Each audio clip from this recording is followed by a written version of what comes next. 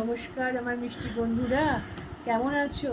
দেখছো তো একদম বটির মধ্যে বসে আছি, চেয়ারে বসে বসে কাটছি। কি কাটছি জানো জানো? এদিকে ঢেঁড়স আর এদিকে হচ্ছে আলু। তো এখন কিন্তু তোমাদের সাথে শেয়ার করছি। এখন ঘড়িতে কটা বাজে জানো? এখন বাজে রাত্রি 9টা বাজে। 9টা বাজে, তার কারণ হচ্ছে রাত্রে আজকে রুটির সঙ্গে খাওয়ার জন্য একটু বানাবো ঢেঁড়স দিয়ে আলু দিয়ে, একদম নর্মাল একটা প্রিপারেশন। তো সেটা কি বানাচ্ছি কি করছি, খুবই সিম্পল, খুবই নর্মাল। তো সবসময় তোমাদের সঙ্গে অ্যাবনর্মাল জিনিস শেয়ার করবো তা তো হয় না, তো নর্মাল জিনিসও শেয়ার করব। তাই ঢেঁড়স দিয়ে আলু দিয়ে একদম নর্মাল রুটির একটা সবজি তৈরি করব। তাই তোমাদের সঙ্গে তখন যখন আমি রান্নাঘরে যাব, মিষ্টিদির হেসেলে যাব, তখন তোমাদের সঙ্গে শেয়ার করব কিভাবে করছি। কিন্তু জানো তো, এই যে মানে সবজিটা বানাবো ঢেঁড়স দিয়ে আলু দিয়ে, এত ভালো লাগে খেতে। সিম্পল হবে কিন্তু বাট খেতে খুব সুন্দর হয় কিন্তু। আর এই গরমে জানো তো অন্য কিছু ভালো লাগছে না, তো তাই ভাবলাম কি করব, এই হালকা পাতলা একটা কিছু করি। ঠিক আছে, তাহলে কেটে নিই, কেটে নিয়ে তারপর তোমাদের কাছে আমি আবার ফিরে আসছি। ওকে, চলো তাহলে। তোমরা তো দেখলে যে আমি ঢ্যাঁড়স আর আলুটা কেটে নিলাম জাস্ট রাত্রে ডিনারের জন্য একটা সবজি করব, সেই জন্য। প্রিপারেশনটা হয়তো খুবই ইজি, কিন্তু কি জানো তো, কয়েকটা জিনিস কিন্তু এই রেসিপিটাতে রয়েছে, যে রেসিপিটাতে এই জিনিসগুলো করলে জিনিসটা পুরো সম্পূর্ণভাবে সুন্দরভাবে হয়। তো সেই দুটো কি কি জিনিস?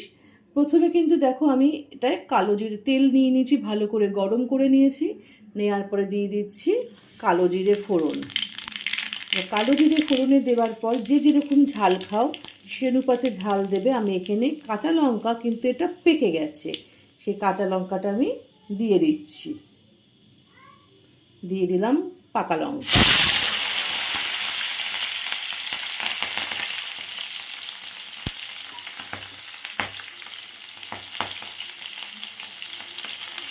সুন্দর করে আমার কালো জিরে আর লঙ্কাটা ভাজা হয়ে গেছে। এবারে কি দিয়ে দেবো, পেঁয়াজ কুচিয়ে রেখেছি, সে পেঁয়াজটা দিয়ে দিলাম।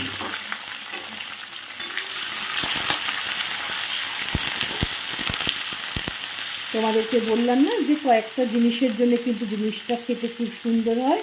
এখন তোমরা কিন্তু নুন দেবে না, একটু পেঁয়াজটা লাল লাল করে ভাজা হোক, তারপরে নুন দেবো। এখন যদি নুন দাও পুরো পেঁয়াজটা কিন্তু গলে নরম হয়ে যাবে, এখন ওই জন্য দিচ্ছি না।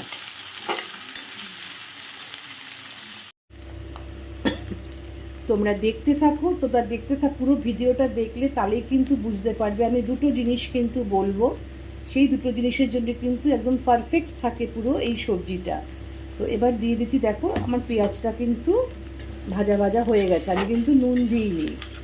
তো আমি এর মধ্যে দিয়ে দেবো প্রথমে আলুটা। আলুটা দিয়ে এইবার পরিমাণ মতো নুনটা দিয়ে দিচ্ছি। দিয়ে দিলাম পরিমাণ মতো নুন। নুনটা দিয়ে ফ্লেমটা একটু বাড়িয়ে দাও, দিয়ে এটাকে একটু ভেজে ভেজে ভাজা ভাজা করে নাও।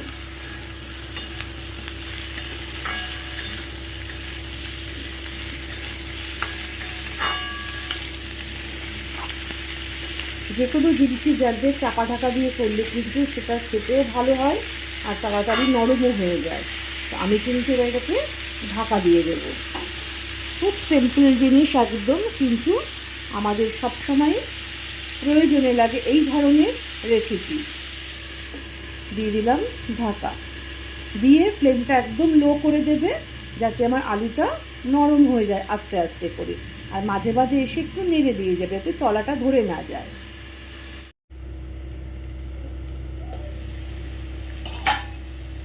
দেখো আমি মাঝখানে কিন্তু এসে অনেকবার নেড়ে দিয়ে গেছি। এখন আলুটা কীরকম বলো তো, সেমি নরম হয়েছে। এই রকম অবস্থাতে এবার আমি দিয়ে দেব ঢ্যাঁড়সগুলো। তোমরা বলবে যে দিদি তুমি তো হলুদ দিলে না, হলুদ ছাড়া রান্না করছো।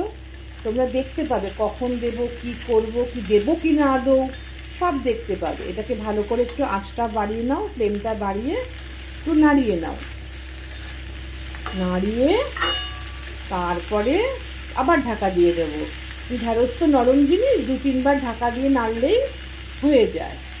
তো যাই হোক, তোমরা তো দেখছো আমি কীভাবে করছি, পুরোটা দেখো, তোমাদের তারপরে আমি বলবো কীভাবে কী করছি।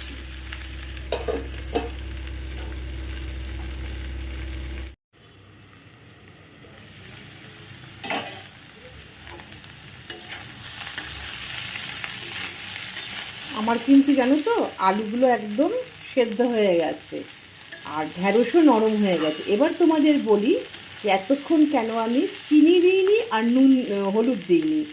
এই যে তোমরা দেখতে পাচ্ছ যে ঢ্যাঁড়সের কালারটা ফুল অ্যাজ ইট ইজ রয়েছে, দেখো ফুল গ্রিন রয়েছে, কিন্তু এই গ্রিনটা একমাত্র থাকার টিপস হচ্ছে তুমি যদি প্রথমে হলুদ দিয়ে দাও এই গ্রিন কালারটা চেঞ্জ হয়ে যায়, কিন্তু এটা যদি তুমি সমস্ত কিছু নরম হয়ে যাওয়ার পরে হলুদ আর চিনি দাও তাহলে জানবে অ্যাজ ইট ইজ ঢ্যাঁড়সের কালারটা ঠিক থাকবে।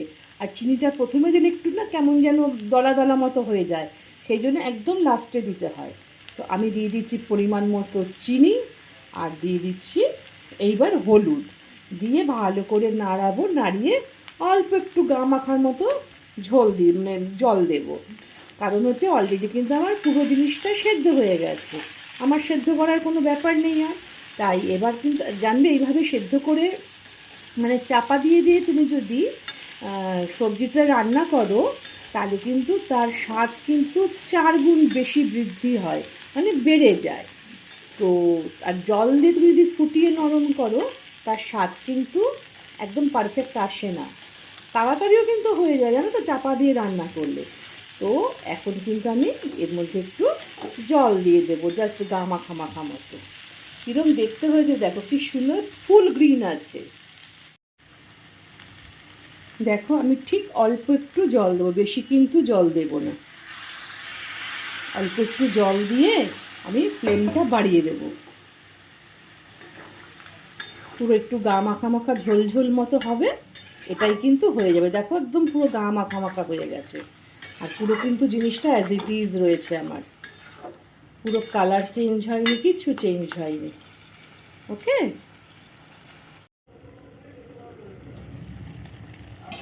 দেখো আবার কিন্তু ফুল প্রিপেয়ার হয়ে গেছে ঢ্যাঁড়স আলু দিয়ে রাত্রের ডিনারের জন্যে সবজি। একদম সিম্পল রান্না, কিন্তু কয়েকটা টিপস তোমাদের বললাম। দেখো ঢ্যাঁড়সের কালার কিন্তু এক ফোঁটা চেঞ্জ হয়নি, যেহেতু ঢ্যাঁড়সটা নরম হওয়ার পরে কিন্তু আমি এটা কি করেছি হলুদটা দিয়েছি, আর সমস্ত জিনিসটা আমার একদম নরম হয়ে গেছে। তো এবার আমি এটাকে নামিয়ে ফেলি। তাহলে আমার মিষ্টি বন্ধুরা কেমন লাগলো ঢ্যাঁড়স আলু দিয়ে রাত্রের ডিনার হোক বা সকালে ব্রেকফাস্টে রুটি দিয়ে হোক পরোটা দিয়ে হোক তোমরা এভাবে বানিয়ে খেতে পারো।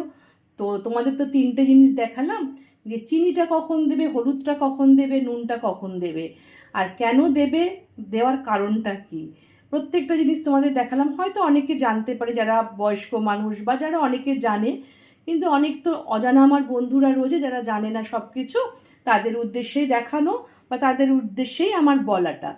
তো যাই হোক, কেমন লাগলো, সিম্পল জিনিস কিন্তু বাট জানার ব্যাপার আছে।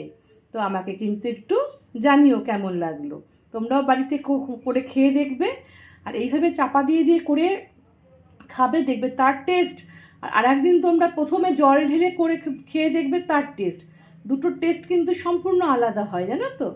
তো কেমন লাগলো আমাকে জানিও, আর পাশে থাকা বেল আইকনটা আমার নতুন বন্ধুদের জন্য সবসময়ই বলছি তোমরা প্রেস করে দিও, তাহলে আমি যেই সমস্ত রান্না দেখাবো তোমরা ফার্স্ট নোটিফিকেশান পেয়ে যাবে।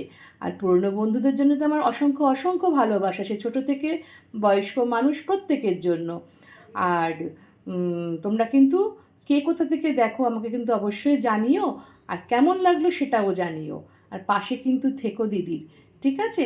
তাহলে তোমরা ভালো থেকো, সুস্থ থেকো, পজিটিভ থেকো, সবাইকে নিয়ে ভালো থেকো, আনন্দ থেকো, ঠিক আছে? তাহলে আজকে তোমাদের কাছ থেকে বিদায় নিচ্ছি, অনেক রাত হয়ে গেছে, খেতে দিতে হবে সবাইকে।